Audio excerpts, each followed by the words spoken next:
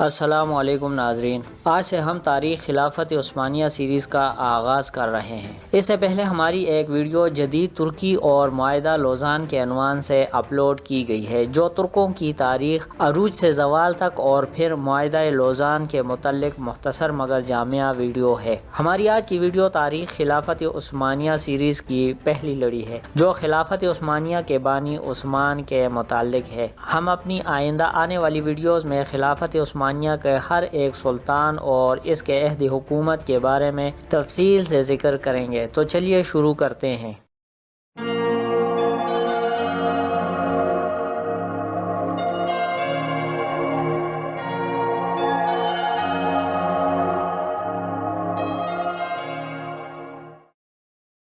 ناظرین، خلافت عثمانیہ 1299 عیسوی میں شروع ہوئی اور 1923 عیسوی میں اس سلطنت کا خاتمہ ہوا۔ یہ خلافت 600 سال قائم رہی، جس کی بنیاد کائی قبیلے کے سردار عثمان نے رکھی، جو ترک اوغوز قبیلوں میں سے ایک تھا۔ یہ ترک ترکستان سے ہجرت کر کے ایشیائے کوچک آئے تھے، جہاں سلجوق ترکوں کی حکومت تھی۔ یہ حکومت وسطی ایشیا سے لے کر مشرق وسطیٰ تک بہت بڑے رقبے پر پھیلی ہوئی تھی۔ ناظرین، جب اس حکومت کا خاتمہ ہوا تو عثمان نے خلافت عثمانیہ کی بنیاد رکھی۔ ہوا کچھ یوں کہ جب خوارزم میں علاء الدین محمد خوارزم کی طاقت عروج پر تھی اور وہ ایران اور خراساں اور شام اور عراق میں آل سلجوق کے بہت بڑے مقبوضات پر قابض تھے، ایسے میں چنگیز خان نے اس کے پاس اپنے سفیر بھیجے تھے، جنہیں خوارزم شاہ نے قتل کروایا تھا۔ اسی وجہ سے تاتاریوں نے چنگیز خان اور اس کے بیٹوں کی قیادت میں سلطنت خوارزم پر حملہ کیا۔ انہوں نے وسطی ایشیا، ایران اور چین سے لے کر مشرقی یورپ تک کا علاقہ مسحر کر لیا اور عالم اسلام پر ان کی تاخت و تاراج کا سلسلہ بدستور جاری رہا۔ اس کشمکش میں ترک قبائل اپنا وطن چھوڑ کر جنوب کی طرف بھاگے اور سلجوقیوں سے آ ملے۔ ان ترک قبائل میں ارطغرل کا قبیلہ بھی تھا۔ جب ارطغرل اپنے قبیلے کے ساتھ سلجوق سلطنت میں داخل ہوا تو سلطان علاء الدین کیقوباد نے اسے رومی سرحدوں کے ساتھ اناضول کی مغربی سرحدوں میں جاگیر عطا کی اور انہیں رومی علاقوں کی طرف پیش قدمی جاری رکھنے کا موقع دے دیا۔ بازنطینی قلعہ داروں سے ارطغرل کی اکثر لڑائیاں ہوتی رہی اور تھوڑے ہی عرصے میں ارطغرل گرد و بیش کے علاقوں میں آگے بڑھنے لگا اور بہت سی فتوحات کی۔ ناظرین، اس دوران سلجوقی حکومت اندرونی سازشوں اور امراء کی بغاوتوں کے سبب زوال کے قریب تھی۔ حکومت کا دائرہ کار بہت محدود رہ گیا تھا۔ ایسی حالت میں ارطغرل جیسے دلیر سردار سلطان علاء الدین کا خلیف بنا۔ سلطان نے سغود کا زرخیز علاقہ اور شہر بھی اسے دے دیا اور ارطغرل نے مرتے دم تک سلجوقیوں کا ساتھ دیا۔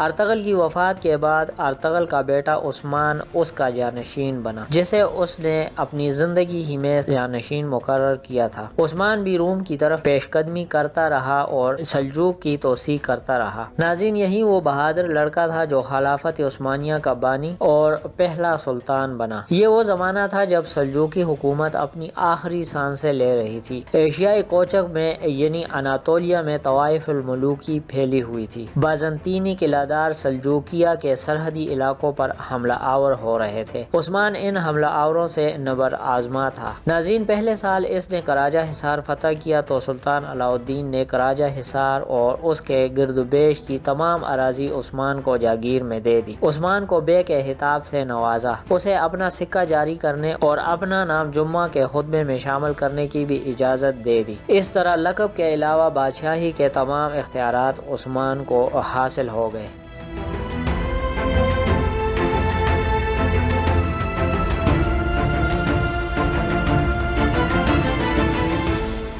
ناظرین، 1300 عیسوی میں تاتاریوں نے ایشیائے کوچک پر حملہ کیا تو اسی جنگ میں سلطان علاء الدین اور اس کا بیٹا غیاث الدین بھی مارا گیا۔ اس طرح ایشیائے کوچک یا اناطولیہ میں سلجوق حکومت کا خاتمہ ہو گیا۔ اس کے بعد عثمان نے تمام فتوحات ایک خود مختار فرمانروا کی حیثیت سے حاصل کی۔ بازنطینی قلعے پے در پے فتح کیے اور بالآخر ینی شہر پر قبضہ کر کے اپنی مملکت کا پایہ تخت بنا دیا۔ 1301 عیسوی میں قیون حصار کے مقام پر پہلی بار شہنشاہ قسطنطنیہ کی باقاعدہ افواج سے عثمان کی جنگ ہوئی، جس میں اسے شاندار کامیابی حاصل ہوئی۔ ناظرین، 6 سال کے اندر عثمان کی فتوحات کا دائرہ بحر اسود کے ساحل تک پہنچ گیا تھا۔ عثمان نے بازنطینی قلعے پہ در پہ فتح کرنا شروع کیے اور برسا، نائسیا اور نائکومیڈیا کے گرد فوجی چوکیوں کا ایک مضبوط حصار قائم کر دیا۔ اس خطرے کو دور کرنے کے لیے بازنطینیوں نے تاتاریوں کو عثمانی مقبوضات پر حملہ کرنے کے لیے آمادہ کیا، تو عثمان نے اپنے بیٹے اورحان کو حملہ آوروں کے مقابلے کے لیے بھیجا، جس نے تاتاریوں کو سخت شکست دی اور بازنطینیوں کی امید کی آخری کڑی بھی توڑ دی۔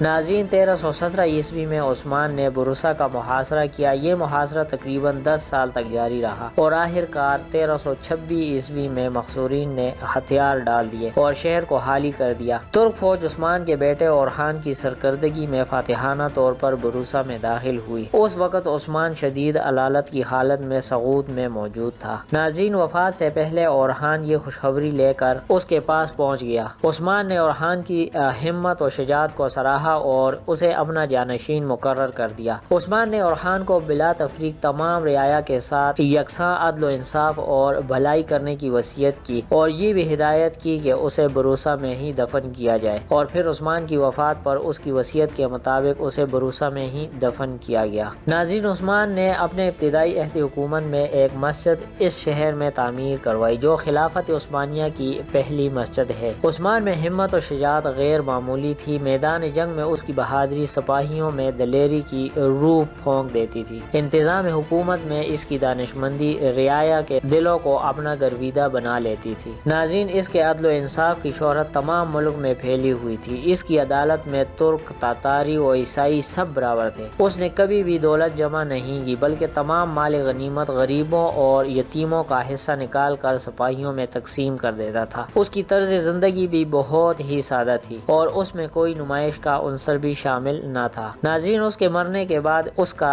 سارا اثاثہ ایک کفتان، ایک سوتی امامہ، لکڑی کا ایک چمچہ، ایک نمکدان، چند خالص عربی گھوڑے، زراعت کے لیے چند اوزار اور بھیڑوں کے کچھ گلے تھے۔ عثمان نہایت فیاض، رحمدل اور مہمان نواز تھا۔ انہی خصوصیات کی بنا پر وہ ہر دل عزیز تھا۔